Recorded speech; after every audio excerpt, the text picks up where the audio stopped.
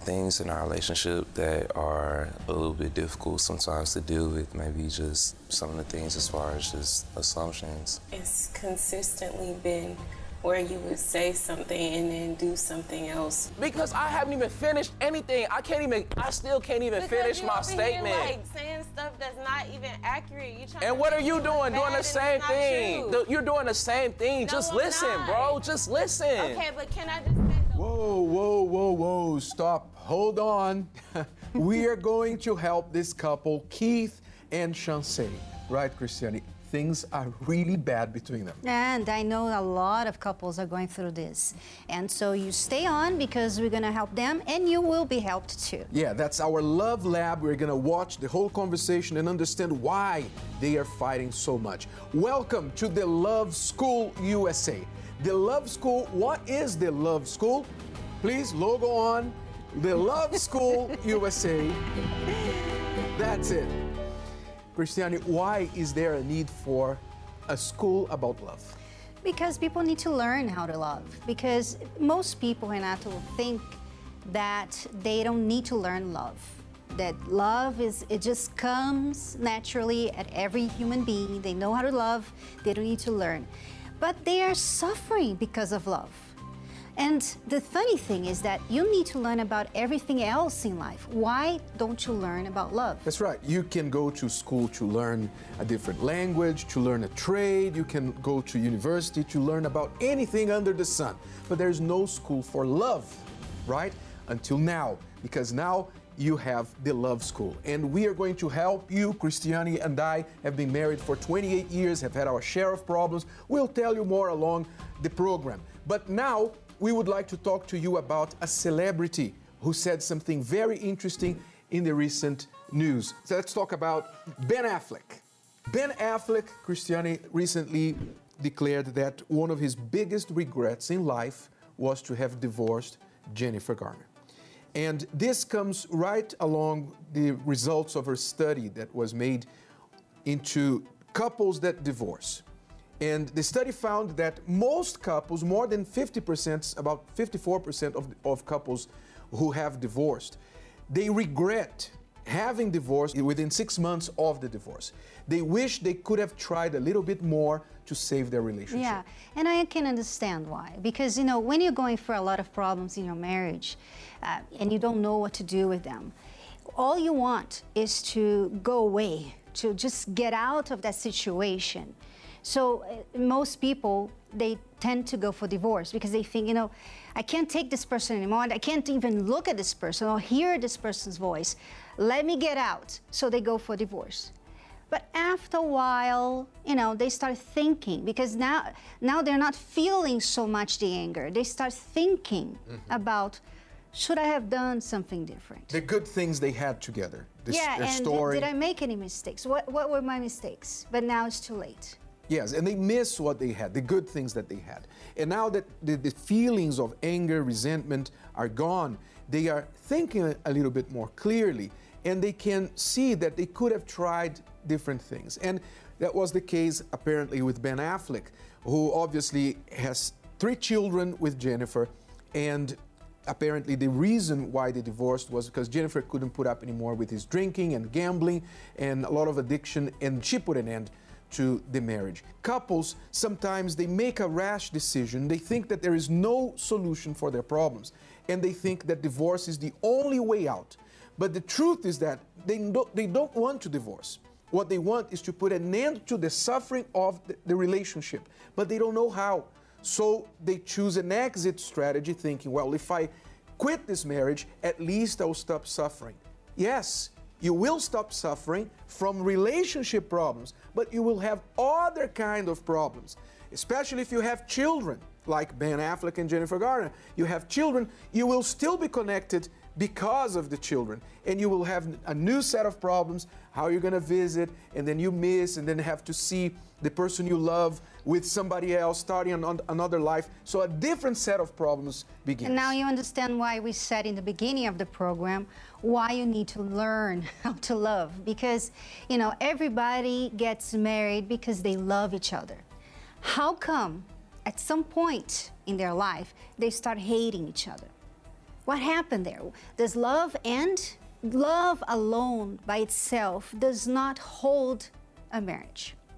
And maybe this is completely new for you because you've always heard, love conquers all. Conquers all. If you love each other, then you're gonna solve everything. People are going through hell in their marriage and they love each other. It's not because they don't love each other. They do love, but they don't know how to deal with the little problems or the big problems that comes with the relationship. Yeah, they lack relationship skills. They don't know how to deal with the differences in personalities, with behaviors that are unacceptable. They just don't know how to deal with it. And they think, no, just because we love each other, we're gonna be happy. That's not so. We're gonna see more about this during the program. Let's answer this question now, Cristiane, that we received via the Instagram of the Love School USA. Let's go to the question. My husband and I both work full-time. When his workday is finished, mine continues the moment I walk through the door. I'm doing the laundry, cleaning, cooking, helping the kids with their homework, and lots of other things. I feel so exhausted at times, and quite frankly, I'm fed up. I'm the one doing everything, and he just sits on the sofa watching TV. I've tried speaking to him about it countless times, and he'll help a bit. But then he goes back to his old ways. I'm at the point where I don't want to do anything in the house at all, just to show him the mess things would be if I didn't work so hard. How can I get him to get off his butt and do something? All right, oldest problem in the world. Well, the house chores, right? Both of them work full-time, and she feels that he's not pulling his weight with the things to do in the house. Cristiane, this problem is very easily solved, right? At work, they both work outside the house, so they probably have a job description, because no company, no business would succeed if its employees did not know what they were doing, what each one was doing in the team. So what you need to do at home is basically the same thing. You need, perhaps not as far as a job description, but you need to divide the house chores. I'm thinking, Renato, that maybe she has already tried that. A lot of women, they start like this. Maybe you could help me with that and stuff.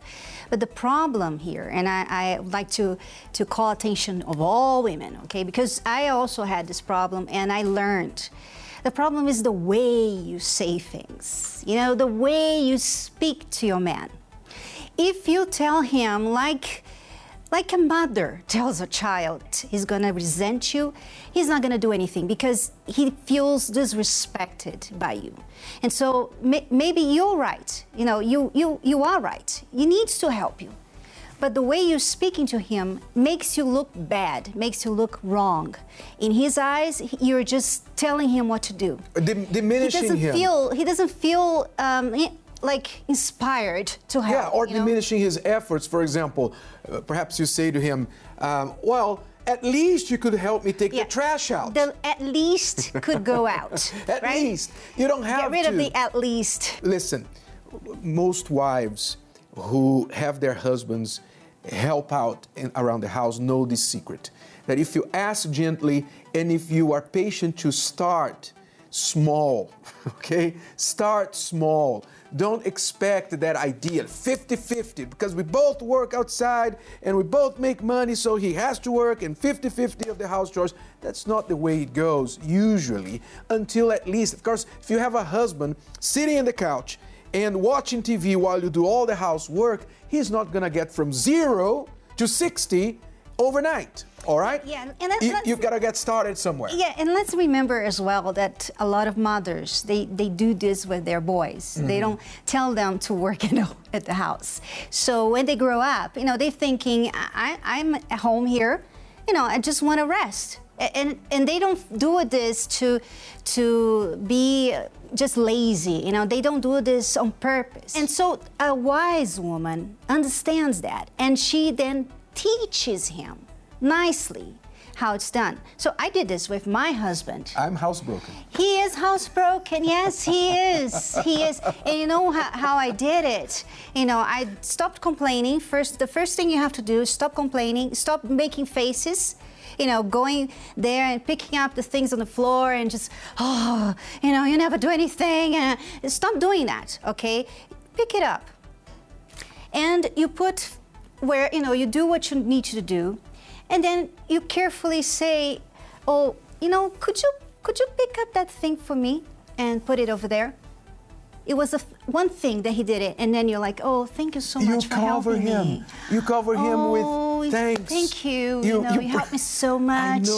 I know. And that's the start. Most women, Cristiane, think right now that they think, oh no, I don't have to do that. He doesn't need to be praised because he picked up his clothes, his dirty clothes, and put it in the basket. That's his obligation. Yes, but that's the point. He's not doing it. If he's done it, and you encourage him, you make him feel good about it, he will want to do it again, and then who knows, something else besides that as well.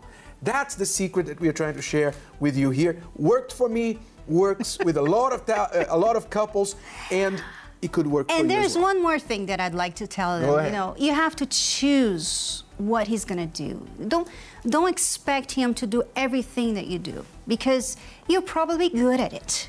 You're very good at it. You can manage. Look at you. You know, you work outside the home and you work inside the house and you do everything. You already know how to do it. He doesn't. You know, he's never done it.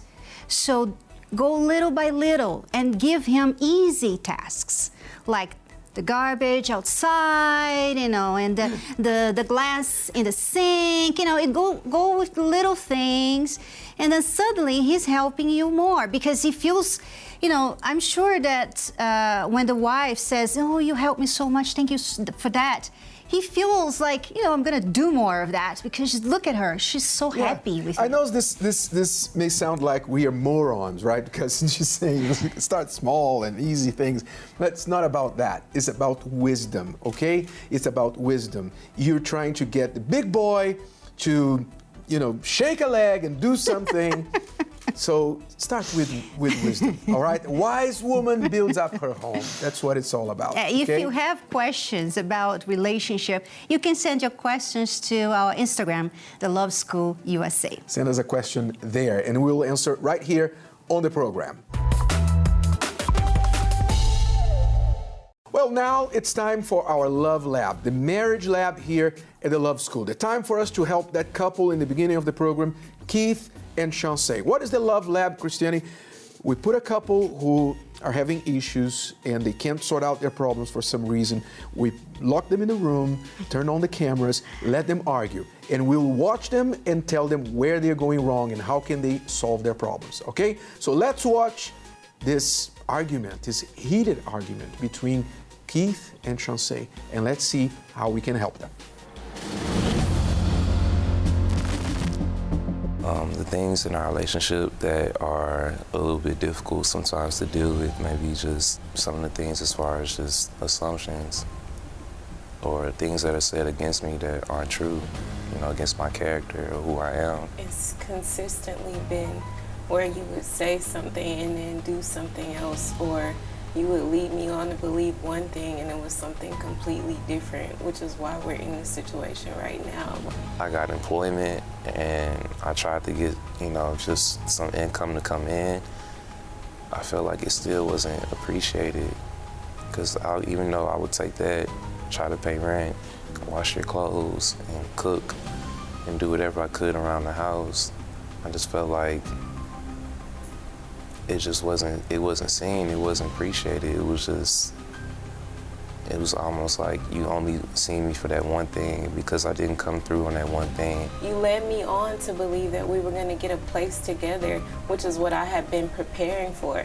I had been going to different apartments, trying to figure out where we were going to stay, making arrangements But to my live chance with here, you. my And I chance didn't here. find out until you was talking to someone else that you had a completely different plan. You had 3 months to go ahead and get a legit job with steady income. Instead, you end up moving into another place, and then You you know kept why? telling me. Because my lease was up. Yes, And you end told up- me we were going to move in together. At the last minute, you decided My you chance wanted here, to do you did not something set else. yourself I wouldn't up. have had a problem with that. All right, let's already point something out here. You notice how they've escalated their conversation. Now it's about at the level of argument because they started talking, they were listening, but as the accusations began to pile on, they started raising their voices and talking over each other. And there's another thing that I'd like to point out, and this is not going to help them, but it's going to help you who are thinking about doing this.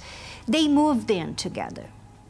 When you move in together with your boyfriend, you're not really doing something that is going to be good for you in the long run. Because, at first it's like, oh, we love each other, we want to wake up, next to each other, and it's going to be great. But you're not planning. And when you don't plan, you don't give yourself a structure for a relationship to be built on.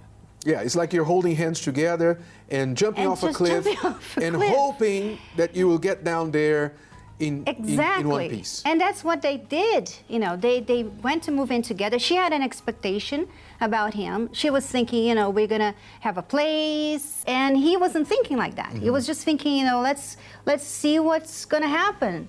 And so you see all the complaints that they have about each other is because of this lack of structuring this relationship. Yes, and also Keith's first complaint about Chancey was that he feels, Chancey, that you keep assuming a lot of things about him. And by that, it means that he feels that you accuse him of not pulling his weight, of not doing his part, or that he's not being honest with you. And you attack his character. And it's very important to understand that because couples make this mistake a lot when they are arguing. Instead of attacking the problem, they attack each other's character. One thing is for you to say, we have a housing problem. Another thing is for you to say, you don't move, you don't get your butt off this couch to get us a house because you're lazy. So you're attacking his character instead of attacking the housing problem. And that's probably what Keith is complaining about here, that he feels attacked by the way you speak to him. But let's continue watching them and see as far as they go. You're right. I didn't set myself up because I trusted that me and you were going to have a plan together. That's why I fell short. And I told you for the fact that I was going to go to school. You didn't tell me something different until the last minute. I haven't even got to finish, and that's how it's always been. No, it's not. Anytime I get to say anything about my feelings, that's why I'm depressed now. Because anytime I try to talk about my feelings, I have to sit here and compress them because you feel so validated to mention how you didn't do this, or you didn't do that, or you didn't do this, or what I'm saying or what I'm feeling isn't true to you. And so I have to internalize my feelings and then be depressed. And every time when I try to express it to you, you act like, Okay, oh, that's well, go not ahead. true, Well, or go how ahead I'm and tell feeling me. is Just go invalid. ahead and tell me that. No, you got it. And that's how I felt, but I just let you go. Like, The only reason I'm talking like this is because it's like, if I don't, it's just, I'm not gonna be heard. Okay, you see Keith's body language there when he just sighs and throws his hand up in the air. It's like he's saying it's pointless. I can't really try to get a word in because you don't listen to me. It's very important that you let the other person speak and say his piece. And you talk back only to confirm your understanding of what the other person is saying. Because if you talk over the other person, it's very frustrating for both of you, not just for Keith, but I'm sure for you also, Chancey, because both of them are making this mistake. Yeah, and she said, oh, I only talk like this because you're not listening to me. And the thing is, Chancey, that because you're talking like this, he won't listen to you because you're annoying him. When you guys are sitting together and talking about a problem, it's already very frustrating. It's a problem, so it's not nice. It's not a nice subject. So you guys have to make as much effort as you can to make this a good time together. Look, you know, I'm not going to attack you. I'm not going to make you feel bad, but let's talk about this problem. So we moved in together, and I thought that we were going to get a house. I thought that you had it all planned out, but you didn't have it all. So is there something I can do for us to go back to that plan? Yeah, because attacking the other person for things not panning out the way you expected is not going to change anything. You have to see where you are and what you're going to do from here. It's like you're not listening to each other. You're not talking about the present. You're talking about what's happening in the past. And making the other feel bad, because you're trying to solve the problem. You're not trying to make the other person feel bad. You know, let's keep the focus here on solving your problem.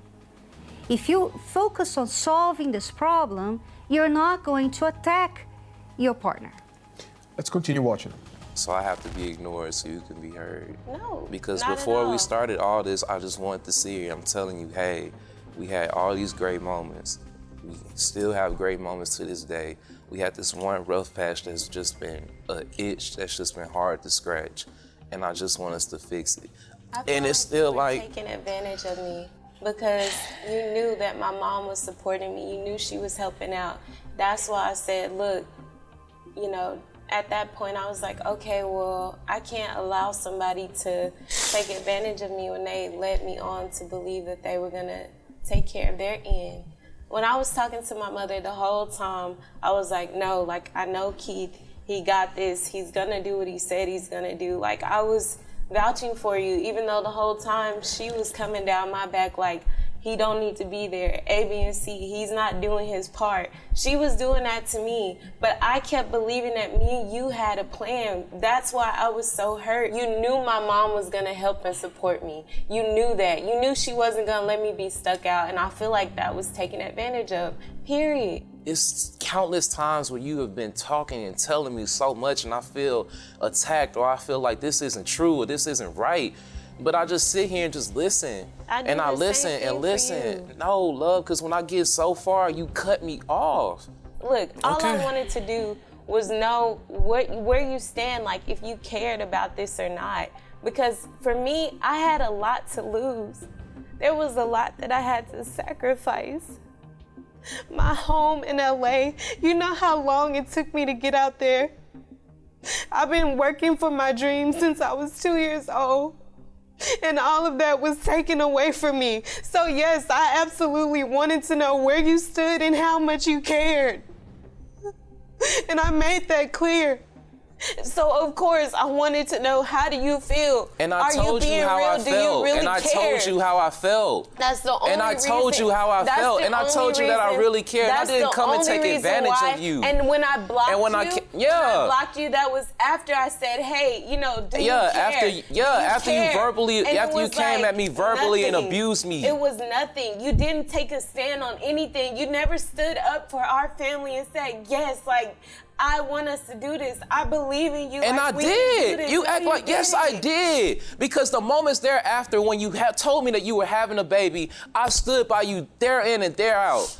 I called out of work. I made sure I was at home with you every single time, every waking moment. I was working 2 jobs at the same time, working 1 shift and coming home that night to work another shift just to come home and have some food for you and have money just so we can take care of the house. I paid rent on 4 separate different occasions. I have the receipts to prove so. If you don't believe me, I can show you those receipts as well. So don't say I didn't. But no. Stop saying because you keep. Because I haven't even finished anything. I still can't even finish my statement. Here, like, saying stuff that's not even accurate. And what are you doing? Doing the same thing. You're doing the same thing. Just listen, bro. Just listen. Okay, but can I just say the only reason why I came at you with that energy was because you was talking down on me the whole time. I wasn't talking down on you the whole time. You literally talked. I did not talk down. I didn't even talk down on you that whole time. You came in. The least I could do was pick up a dish. That was when I left. And I went for a walk, and I came back and I told you to leave. No, you did not. All right, let's just,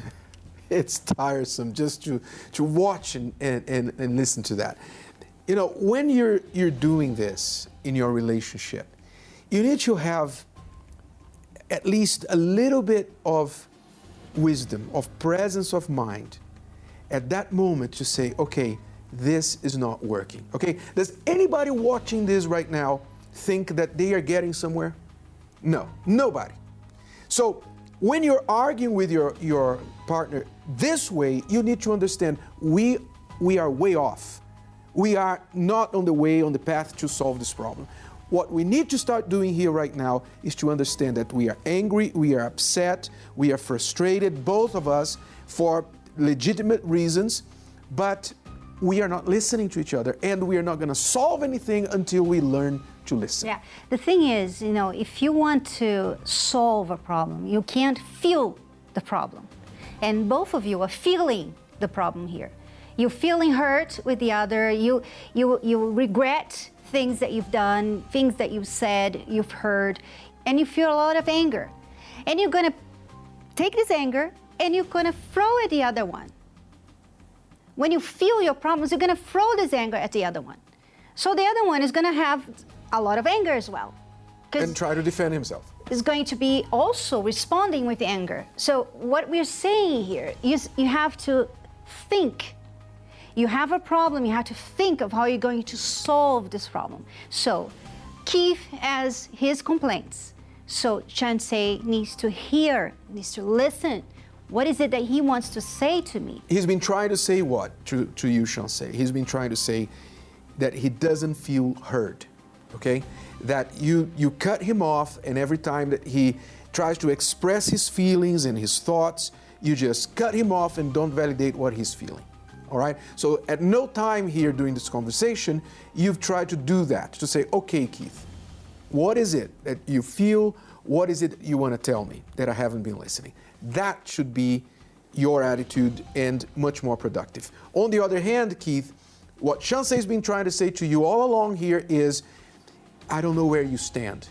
I don't feel like you care for this family, and I don't know where you're going. Can you please help me out here? Because I feel like we are depending on my parents, and I don't see an end in sight.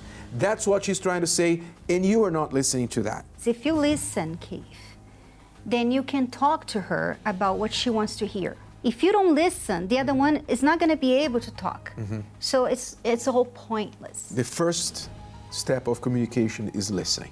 Let's continue watching them.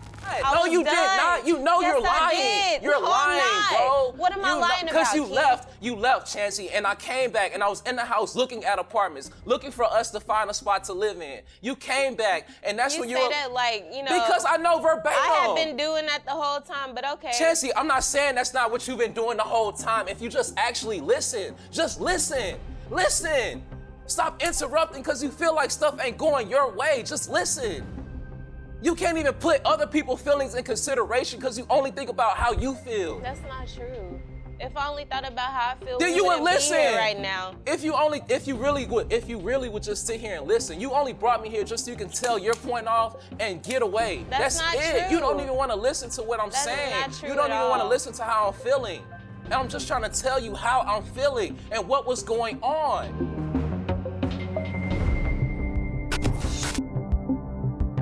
So the first point for them to solve this is really to develop listening skills, both of them. Yeah.